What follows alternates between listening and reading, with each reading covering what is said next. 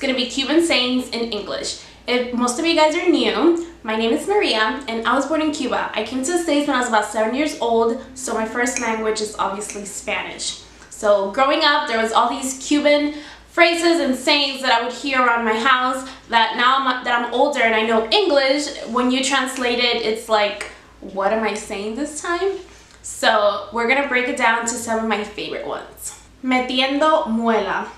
So if you're Cuban, you know that when somebody says metiendo muela, they're talking about somebody that talks a lot. But when you translate that into English, it means like giving molars or like giving mouth or something like that. So, but yeah, it means like somebody that's talking a lot. So somebody can be in your ear and you'll be like, oh, this guy is metiendo so much muela. So that's basically what it means. Me cago en 10. If you're Hispanic and you've probably heard your grandma saying that, it means like, well, the translation in English is I shit on 10, which I don't even know why that's a thing, but it basically means like when somebody's mad, it could be something that could burst out like damn, or like just anything that's gonna burst out. It could mean a bunch of things. Me cago en 10. Pinchar. For the English translation to pinchar is like when you're poking something or someone, but for us Cubans it means work. So we can use it in a sentence like, oh, today this guy's not gonna pinchar. It means, oh, today this guy's not gonna work. So, but when you translate it to English, it's like when you're poking somebody or something. So pinchar. Te quiero. If you ever go on the Google Translate app and you put te quiero, in English, it's gonna mean I love you.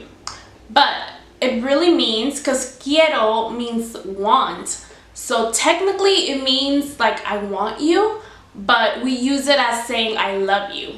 Which I don't know why, because we already have an I love you, which is te amo. Te amo is I love you. So I have no idea why we say te quiero for te amo. But te quiero is more like I love you, but like we're friends, like you're somebody I care about. And then te amo is more towards like a lover, like a spouse, like somebody you're in a relationship with. But you can use both and it'll mean the same thing. Tiki tiki.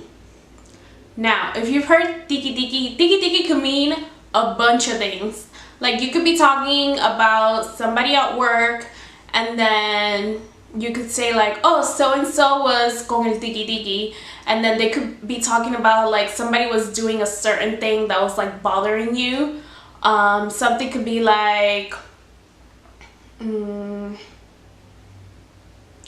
if you have a friend that she keeps going on and on about her boyfriend, you could be like, Elizabeth is always going tiki-tiki, her boyfriend tiki-tiki, her boyfriend tiki-tiki. Like tiki-tiki is just something that's like bothering you about that person.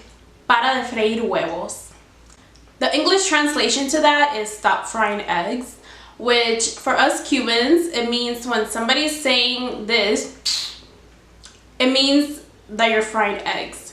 So if you're ever doing that to your mom, like your mom is gonna tell you para de freír huevos, which means stop frying eggs, because I guess it's like the sound when you're frying eggs on a pan. And it's usually when you do that little noise, it could be like when you catch somebody like doing something that you know they're not supposed to, or if you catch somebody in a lie, you could be like, okay, I got you, and then they'll be like, para de freír huevos, stop frying eggs. Ponte las pilas. Ponte las pilas in English means put on the batteries, and it could be in Spanish for Cubans, somebody that's not like on their stuff, somebody that's not really like on top of things. You could be like, oye, ponte las pilas, like put on the batteries, like you need to tighten up, like you gotta get on your A game, like you need to step it up. Is ponte las pilas, like put on the batteries. Arroz con mango.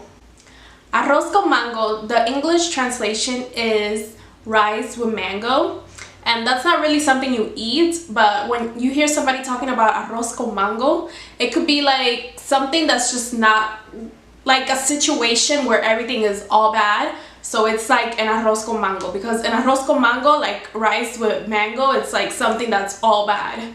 So it could be like talking about like the Kardashian relationship situation, like Tyga was with Black China, and then Kylie got with Tyga, and then Rob, the brother, got with Black China, and this and that. So all of that situation is all bad. So all of that is un arroz con mango, rice with mango.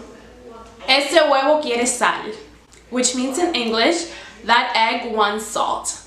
When you hear somebody that's Cuban saying ese huevo quiere sal, they could be talking about, like, for example, like if you know somebody that wants somebody else, like if you know a guy that wants to be with like a girl and he's like being flirty or like hinting that, you know, he's trying to get at that girl, you could say like, oh, ese huevo quiere sal, like that guy, oh, like he wants to be with her, you know, like he wants some of her. So ese huevo quiere sal.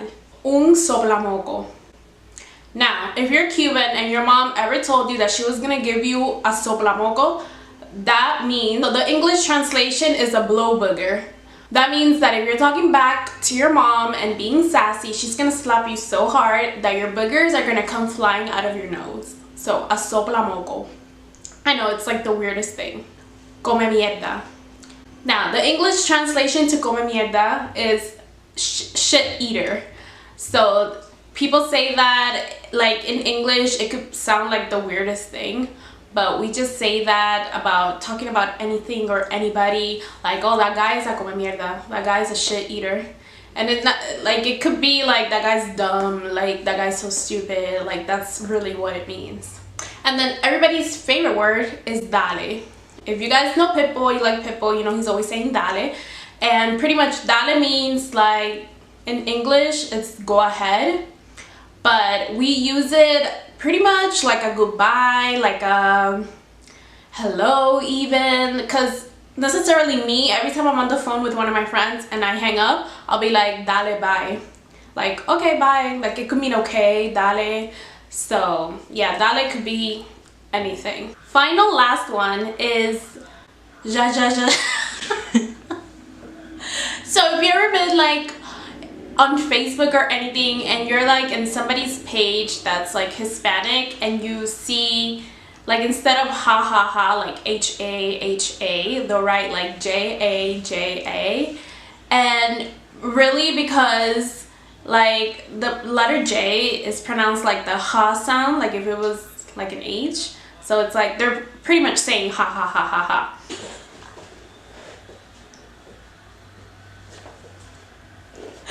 So I find it so funny when somebody writes, because when we're reading it, like somebody that speaks English, they're reading it like ja ja ja ja ja, but it's like ha ha ha ha ha, and I just think it's the most hilarious thing ever. So thank you guys so much for watching my video. I hope you guys liked it. I hope you guys, if you are not really somebody that speaks Spanish and you want to start using these words with your family, they'll be so hilarious. They probably won't know what you're talking about, and it'll be super funny. If you guys like this video, give me a thumbs up, comment, subscribe, and share with your friends and family, and I'll be back in the next one. Bye!